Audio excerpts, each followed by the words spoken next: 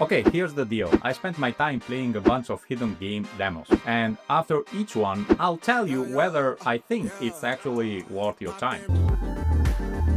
These games are... They are absolutely... Okay, yeah, I'll stop it. But honestly, I really did enjoy every one of them, just for completely different reasons. So basically, something funny happened while I was researching these games. I noticed that one of them is published by Playism. Back in February, when I was in Japan, I actually emailed them because I wanted to interview them and learn more about publishing indie games in Japan. They never replied. It's fine. I'm not mad. Seriously. Well, maybe I was a little, but I've moved on. And do you know why they didn't answer? Because I probably don't have enough subscribers. So while you're here, hit that subscribe button. Maybe next time I'm in Japan, they'll finally answer my email. Take that, please. This game came out earlier this year, and the very first thing that grabbed me was its atmosphere. It feels incredibly cinematic. The visual presentation is fantastic.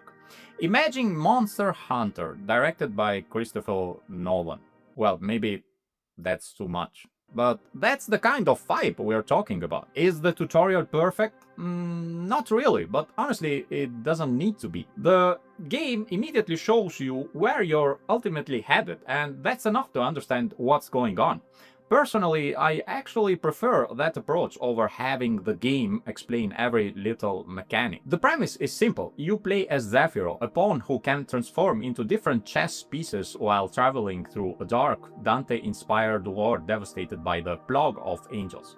You'll explore forgotten lands, fight armies of angelic creatures inspired by Italian art and folklore, unlock new armor transformation, and gradually become stronger as you progress. And that's exactly what the opening does so well. You start with a simple weapon, but from the tutorial alone, you already know your character is going to evolve throughout the adventure.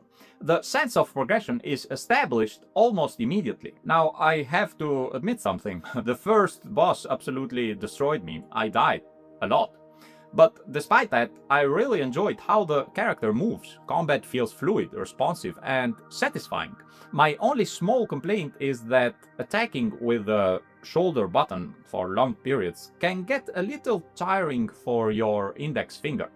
Other than that, movement feels fantastic. The environments are immersive, the soundtrack fits perfectly, and everything works together to create a really strong identity. At first, I wasn't convinced by the whole chess piece concept, you know?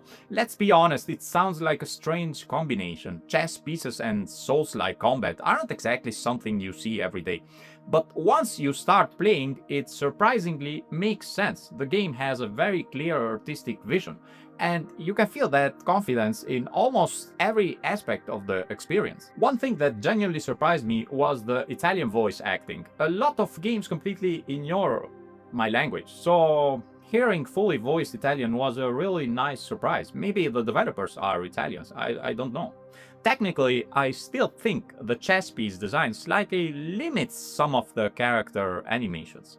Sometimes certain movements don't read quite as clearly because of the stylized body shape. But honestly, I think that's a bold artistic decision rather than a flaw. This is definitely a game aimed at fans of Souls-likes and hack and slash combat. And my final word, well, spoiler, absolutely play it. It already has an incredibly solid foundation, and visually it's operating on a level that's well above what you'd normally expect from a small indie project. It's ambitious, and from what I've played, I can confidently recommend it. Now, this one is aimed at a very specific audience. You play as Hermit, who lives a peaceful life in the woods alongside Pig, until their suddenly dragged into a corporate conspiracy. A factory shuts down, people are left hungry, wildlife starts behaving strangely, and rumors begin to spread about a gigantic mushroom capable of feeding everyone.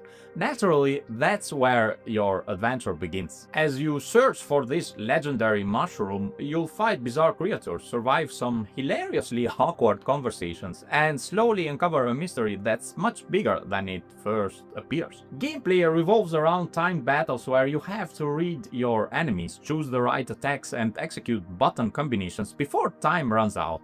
Even conversations or like combat. Say the wrong thing and you literally take cringe damage. I absolutely love the idea. The whole game reminds me of classic Pokemon games from the Game Boy Advance era. It has that charming pixel art style, a quirky sense of humor, and a relaxing pace that immediately tells you what kind of experience you're about to have. And I think that's the game's biggest hook. It's about exploring, it's about discovering new places, it's about meeting strange characters, and yes, it's also about talking to a pig. Mechanically, it's a very straightforward RPG. You can move freely around the map. Your path is naturally blocked by trees, bushes, and buildings. You'll occasionally run into enemies, and the tutorial introduces each mechanic exactly when you need it. Nothing feels overwhelming. If you're looking for an adrenaline rush, you're definitely in the wrong place. This isn't the kind of game that keeps throwing explosions and boss fights at you every 5 minutes. Instead, it gives you something much rarer, a sense of calm. Sure, there are battles, but they're not really the main attraction. The story, the dialogue, and the different quests are what keeps pulling you forward. The level design is exactly what you'd expect from a classic 2D pixel art RPG, and the pacing remains remarkably consistent throughout. You never really jump from "this is boring" to "wow, this is incredible." Instead, the game, well, the demo, maintains the same cozy rhythm from beginning to end. The soundtrack is a perfect match for the atmosphere, and the visual style fits the genre beautifully. Technically, I didn't notice any real issues. To be fair, games like this don't usually rely on cutting-edge mechanics. Once the core systems are solid, the experience mostly comes down to good content, good writing, and good world building. So, who's this game for? Anyone who loves old 2D RPGs. It's not the kind of game you'll binge over a single weekend. It's the kind of game that stays installed on your PC for months. You play for an hour, take a break, come back a few days later. And every time you do, it feels like you're revisiting a comfortable little world. If that sounds like your kind of experience, I can absolutely recommend it. The very first thing this game made me feel was nostalgia. Do you know why? Because it instantly reminded me of Excitebike. The moment I saw someone riding a motorcycle through a 2D world, I was suddenly a kid again. And because of that, I couldn't wait to play it. I watched the trailer beforehand and thought, this looks cool, but won't it get repetitive after a while? You're just driving a bike, right?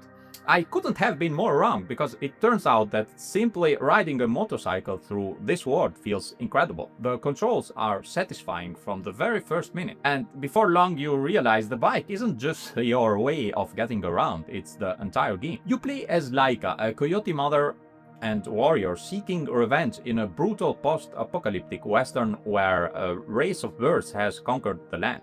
It's a Metroidvania, but one where every jump, every fight, and every puzzle happens while you're riding your motorcycle. Or, as the developers say, a Motorvania. And honestly, that's a surprisingly accurate description.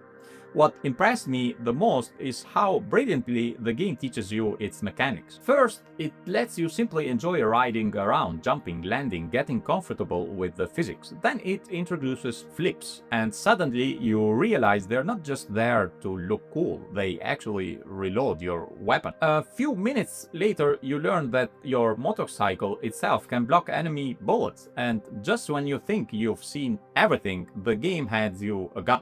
Because of course, you want to shoot enemies while doing backflips on a motorcycle. who wouldn't? Every new mechanic feels like a natural extension of the previous one. Nothing feels forced, it simply keeps giving you new toys to play with. The controls are incredibly fluid, the gameplay is fantastic, and the physics are probably my favorite part of the entire experience. There are also dozens of tiny details that made me appreciate the game even more. When you die, your your coyote cries. What's the definition of a dog crying or a coyote crying in English? Whining? Whimpering? Probably whimpering. When you're airborne and aiming your weapon, time slows down just enough to let you line up the perfect shot. They're small touches, but they're exactly the kind of detail that make a game feel handcrafted. The soundtrack perfectly matches the mood, the hand-painted environments are gorgeous, and somehow the developers managed to fit in an emotional story on top of everything else. Remember what I said about Hermit and Pig? That's the kind of game you play a little at a time. This is the opposite. This is the kind of game that makes you say, one more checkpoint, and suddenly it's 3 in the morning. As for the target audience, honestly, I don't even know. Fans of Metroidvanias will love it. People who enjoy physics-based gameplay will love it. Action fans will love it, even if you've never touched a Metroidvania before.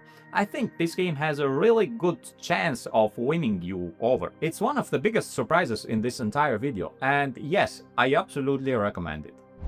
This is one of those games that doesn't make the best first impression. You look at it and think, okay, another pixel art platformer. Nothing about the visuals immediately screams, you have to play it. The environments look fairly simple, almost minimalist. And at first glance, it doesn't seem like it's doing anything particularly special.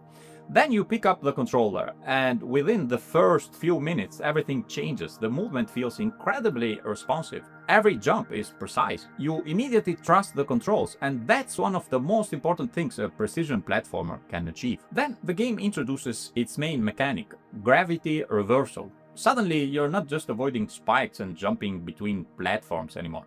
You're constantly thinking about whether the floor should become the ceiling. It's a simple idea, but it's used so well that every room feels like its own little puzzle. You play as Maya, a child kidnapped by a lonely and selfish god trying to escape a prison filled with spikes, lasers, switches, traps, and increasingly difficult platforming challenges.